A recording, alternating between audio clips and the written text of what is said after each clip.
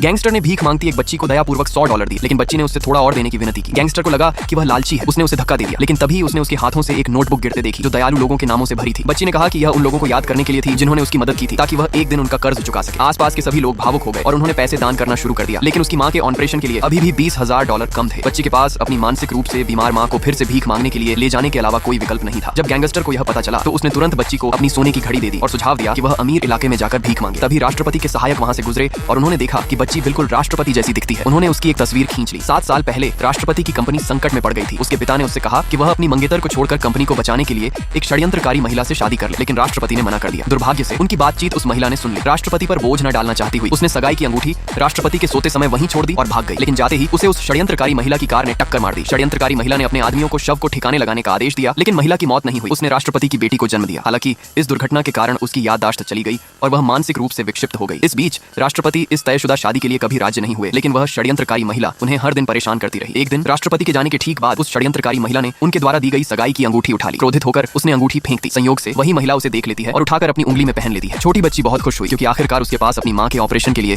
पर्याप्त पैसे आ गए थे। इस बीच राष्ट्रपति ने पूरे घर में अंगूठी ढूंढनी शुरू कर दी। तभी षड्यंत्रकारी महिला वापस आ गई। राष्ट्रपति ने उसका गला पकड़ लिया और अंगूठी देने की मांग की। दबाव में आकर उसने स्वीकार किया कि उसने अंगूठी फेंक दी थी। राष्ट्रपति क्रोधित हो गए और उसे चेतावनी दी कि अगर अंगूठी नहीं मिली तो उसका पूरा परिवार दिवालिया हो जाएगा। भयभीत होकर षड्यंत्रकारी महिला अंगूठी ढूंढने के लिए बाहर भागी। संयोग से उसने एक भिखारी के हाथ में अंगूठी देख ली। वह जल्दी से वहां पहुंची, उसे वापस छीनने के लिए तैयार, लेकिन जब वह पास पहुंची तो यह देखकर हैरान रह गई कि वह महिला अभी भी जिंदा थी। जब छोटी बच्ची ने उस षड्यंत्रकारी महिला को अपनी मां की अंगूठी छीनते देखा तो उसने उससे उसे वापस करने की विनती की, यह कहते हुए कि यही उसकी मां को बचाने की एकमात्र उम्मीद है। लेकिन उस षड्यंत्रकारी महिला ने उसे वापस देने से इनकार कर दिया और लड़की की मां पर पागल होने का नाटक करने का आरोप लगाया। फिर उसने सुरक्षा गार्ड का बिजली का डंडा छीन लिया और महिला पर बार बार वार करने लगी। यह देखकर छोटी बच्ची आगे बढ़ी और उसका हाथ काट लिया। षड्यंत्रकारी महिला तुरंत क्रोधित हो गई और उसने बच्ची पर वार करने के लिए अपना हाथ उठाया, लेकिन राष्ट्रपति उसे रोकने के लिए ठीक समय पर पहुंच गए।